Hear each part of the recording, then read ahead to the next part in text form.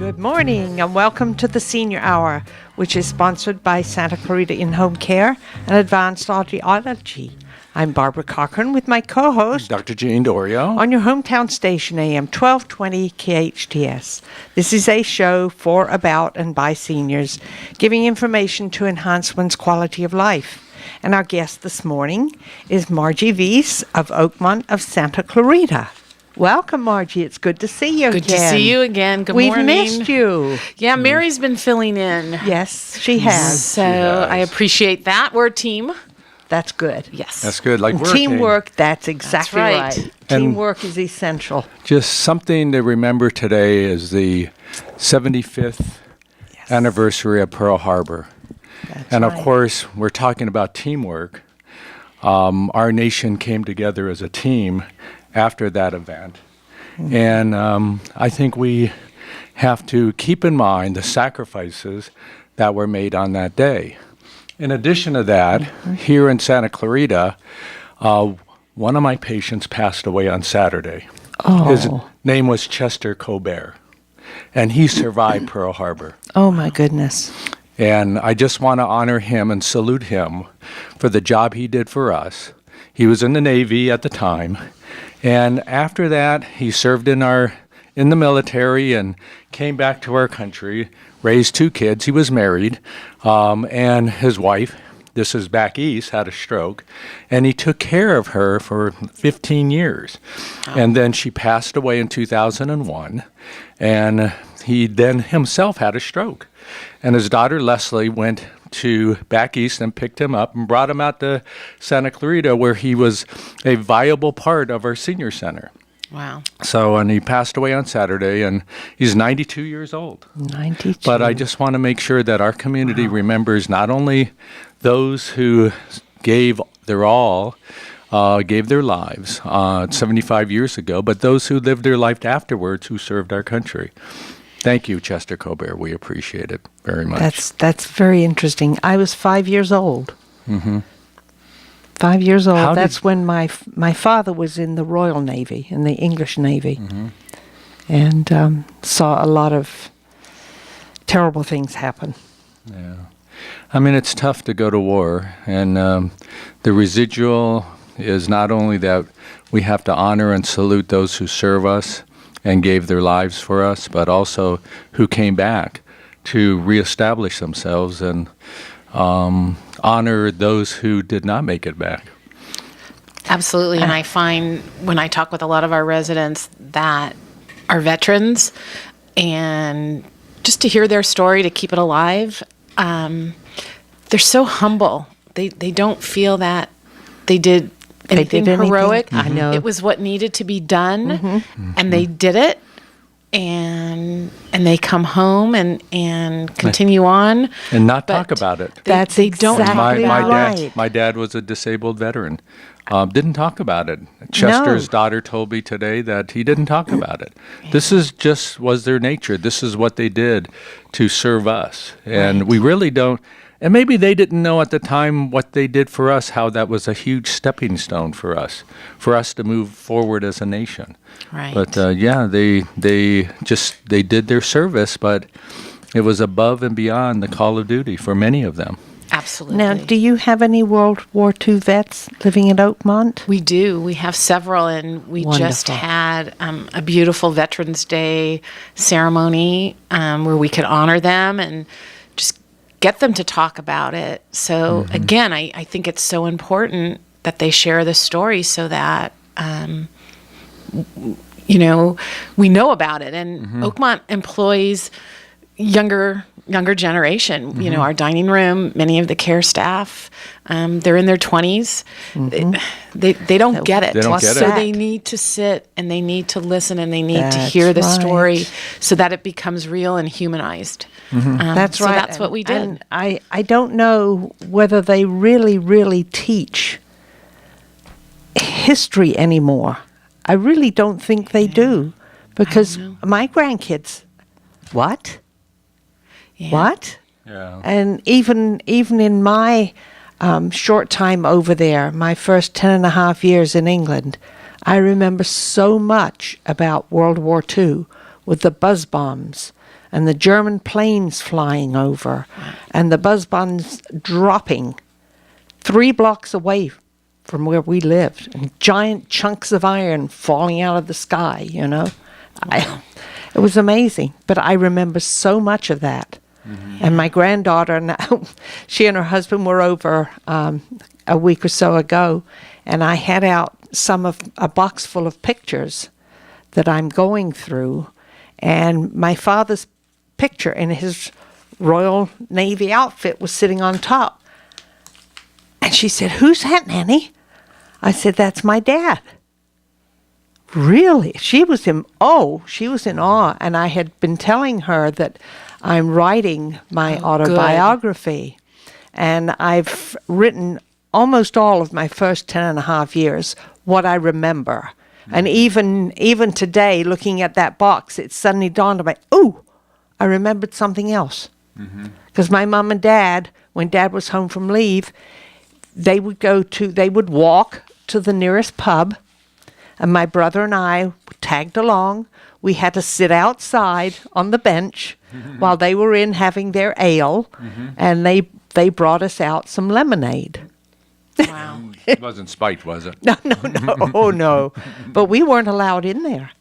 Absolutely weren't. And it's amazing the numbers of people in uniform, men and women in uniform, who went to those pubs.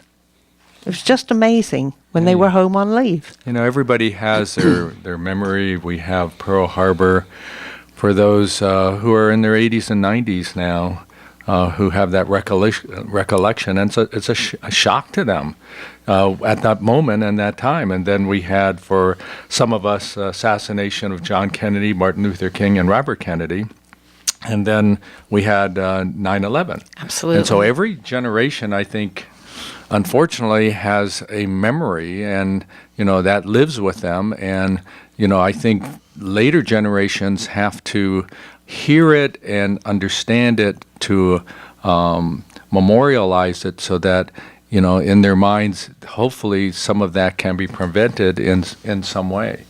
And the honor that comes from some of these events that take place, that where sacrifices are then made, that's a difficult thing for some people to understand. But Absolutely. I think as we continue to teach history in our schools and teach them in our families, and hopefully those veterans who are out there, Vietnam veterans, Korean veterans, Iraq, veterans, that they remember to tell us their history, their feelings, like you're doing with your autobiography. We have to hear those stories. We have to hear the recounting of what has happened, so that people have some understanding of the emotion that took place.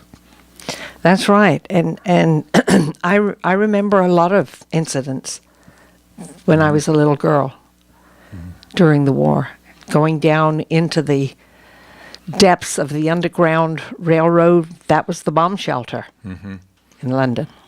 Wow. And then we had one when we lived in Kent, we had one in our backyard that was corrugated steel, and you went down inside. They dug deep holes inside. However, they did away with those because they deemed them too dangerous. Oh. So we had to have them in the home. We had ours in the front room, in the living room. It was the size of a king-size bed with about 3-inch steel all the way around, except for the front part. And you had to get down on your hands and knees and crawl in there to take cover. And when the siren sounded, that's scary in that itself, was if you're claustrophobic. But that was safer because of the thickness of the steel all around you. Wow. Whereas outside, there was nothing to prevent it from just piling in on you. Wow. And everyone in there would die. Wow. So that happened too many times, and they decided, no, we're doing away with those. I have a picture of the one in our backyard with my first kitty cat, Muffy. She's walking in the garden, and in the background, here's the shelter. Bomb shelter. Well, you It's a should different ask- world. You should ask. Yeah, their residents, especially the World War II residents, probably have some profound memories of what they went through and what they had to, hear for those who were not in the military but had to sacrifice. I was just going to say, so many of the women whose husbands or boyfriends at the time were in the war, they share their stories too of how they had to pick up and either continue holding on the household duties or just how they supported during the war. And I just think it's something that today we can't grasp it. We do have a water shortage, and so we, have to keep, lessen our showers and brushing our teeth, and oh man, I have to sacrifice. Are you kidding me? For what they did, I mean, across the board, not, in terms of not just water, but, food and all the little small things of life, radio. I mean, they didn't have it. They had blackouts here on the West Coast. I mean, it was not easy. Those times should be remembered, and those memories should be brought forward. Now, do you talk with some of these men and women who live at Oakmont? Oh, and I'm sure you have women there who have lived through that time also. Absolutely. And share their stories. Wouldn't that be an interesting conversation of just to pass the microphone around in a meeting that would, for people to hear those stories and for us to record that? Right. We actually, at my old community, we did that. And that's something that we're going to be doing at Oakmont as we're moving forward, making it more of a formal. We just had our first Veterans Day as a community and did it by honoring those veterans, but taking it to the next step as we move forward because it is so important. And, they're dying off. That's They're exactly dying off, right. and They are. Once they're gone, their personal story will go they with take them. it with them. Will Right. die with them, and that's unfortunate. It really is, and I think it's so important. Even if they've just write down, put it on paper. Right. I love looking at the pictures of our residents Yes. when in uniform when they were 18, 19, 20 years old. It's a way to connect because, again, when our residents come to us, we're only seeing a small part of their life, where they are now. And there was so much before that. I just love sitting and hearing that part. It's interesting because one of the things I remember is my dad came home for a weekend leave, and of course, when time came to go back to the ship, he kissed us all goodbye and said, "Now, Lil, take care of yourself, take care of the kids, I'll be home." That was my mom. That's what he called my mom, Lil. Her name was Lily. And he left. And I can remember my mother going into the kitchen and banging pots and pans. And I knew she was frustrated. You can sense those things. And then she said, "Come on, kids, we're going after your dad." And I'm not kidding. Wow. She dragged us. My brother was on one side, and I was on the other, and we literally ran to the train station. We got to the train station, and there was no one there. Wow. No one there. Oh. And then all of a sudden, my father coughed. He had a very distinctive cough. He was in the men's room. Oh, my gosh. My mother dragged both of us. And he missed the train? We went into the men's room. Wow. And she was, Reg, don't go. His name was Reginald, and she called him Reg. And he said, "Lil, you can't come in here. This is the men's room." And as that was going on, I remember hearing the train pull up. And he said, "Lil, I have to leave. Go home. I'll be home soon." And he got on the train and left. Wow. And my mother very slowly walked us both back home. But that was another incident that's so vivid. It's as though, I'm right there. Don't you want to know from some of your residents the rationale for their serving? Many people, just some of them didn't believe in fighting, but they still went out to defend our country. Right. And I think what I found in the residents that I've talked to, my current residents and my past, is that it was their duty. They didn't question it. It was just, this is what you had to do. We were bombed, and they just did it. Nobody that I have met tried to get out. In fact, if they didn't pass their medical, they were upset. That they couldn't go, that they were turned away. It just, If they weren't old it's enough, a they different would, breed. they'd Yeah. falsify their birth certificate to get Yeah, in. I've heard stories of that. Yeah, and they made every effort to try to go out and do what they needed to do. And so some of these examples, this history that we deal with, they've been helped us to motivate too, as well. And sometimes I don't think that's harmful to us. I mean, in terms of where we have come because of it. Absolutely. Great lessons. Great lessons. Great lessons. Well, So maybe we can bring some of your residents here to our show, and we can have them talk about their experience. That I would be think so they great. would love it. I think I they think would that would love be it. that would great. be wonderful. Let's Why don't do we that. make arrangements for the next time you come on Okay. and bring one of them with you? And maybe you can have the show over in your activity area, and people can listen. Absolutely. And then once it is over here, we can continue it. We can go back over and continue that discussion over at your place. I think that's fantastic. It allows them to share their story. It educates our community. It gives purpose to our residents. I think that's a great idea.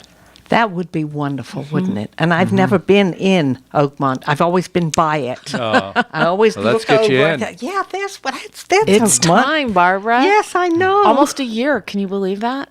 And you haven't been there in over a year. I Or haven't at been all. there at At all. all. It's been open a year, and let's get you there. Wow. How fun that would be. That's amazing. What a great idea. Yeah. Let's do that. It's a The next deal. time you come on, bring one or two. Well, we only have one I'll share mine. extra. Okay, that's great. If a couple of them would like to come, that would be incredible. Okay. Great. So, what if it's a month after Pearl Harbor? The memories It's still continue. relevant. Absolutely. So Wow. if anyone wants to get a hold of you, Margie, and talk about Oakmont, how do they get a hold of you? They can call us at 661-295-2025. They can email us at oakmontofsantaclarita.com, Right. or they can stop by Oakmont. We're there all the time With all your memories. with all our memories and all our that's amazing right. residents. And the address is 28650 Newhall Ranch Road. Correct. In between Yes. the 5 and Copper Hill. That's right. And it's a beautiful facility. Just looking at it from the times I've driven by. And next month I'll have a chance to go in there. That's right. And we're going to have our 1-year anniversary party on the 11th. So look for your invitation. That's wonderful. Yeah.